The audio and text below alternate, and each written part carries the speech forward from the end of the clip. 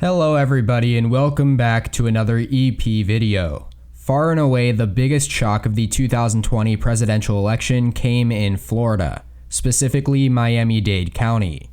President-elect Joe Biden carried the county with 53.4% of the vote to incumbent President Donald Trump's 46.1%.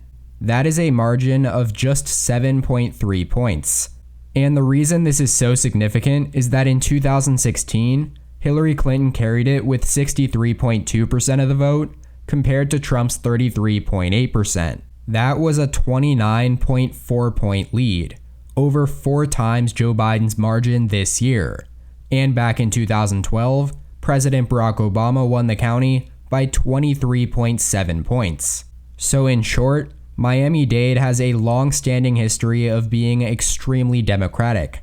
Not only is it very urban, but the area has a huge Hispanic influence which has historically leaned even more Democratic.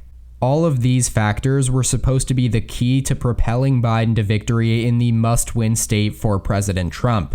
But instead, we watched as the shocking totals came in and Trump's lead statewide expanded to 3 times over 2016.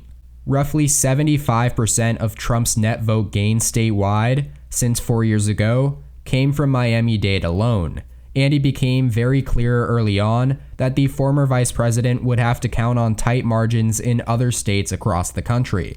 So now that you know what happened, let's discuss why it happened. The consensus opinion is centered around the belief that the GOP was extremely successful in casting the Democratic Party as a whole as that of a socialist pushing agenda.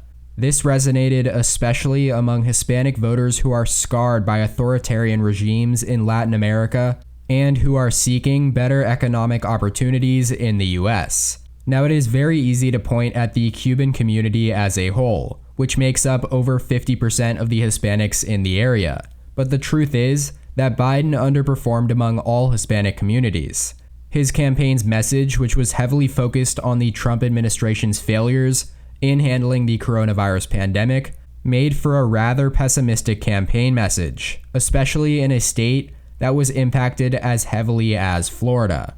It could be that this was the red flag that the Trump campaign capitalized on, but either way, moving forward, the state's Democratic Party has called for new leadership and demanded reform as their electoral chances have weakened in the past decade. The Democrats' party registration lead has been cut in half since 2016 and stands at just over 100,000 voters.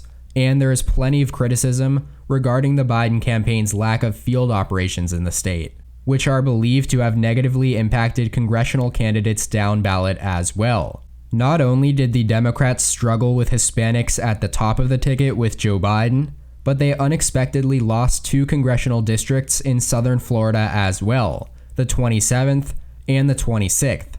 Finally, Florida's status as a key swing state may no longer hold true, as 7 states were won by closer margins: Nevada, Arizona, Georgia, North Carolina, Wisconsin, Michigan, and Pennsylvania. The Democrats won in 6 of those 7 states, but none of them hold as many electoral votes as Florida.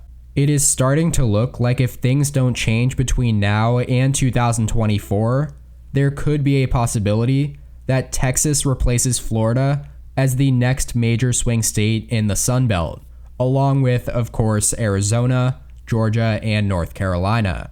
And that's that. Let me know what you guys think in the comments section down below. Of course, Joe Biden did flip the 3 biggest Rust Belt states and Arizona and Georgia in the Sun Belt, but would you agree that Florida was the biggest shock of this election cycle? I personally believe so.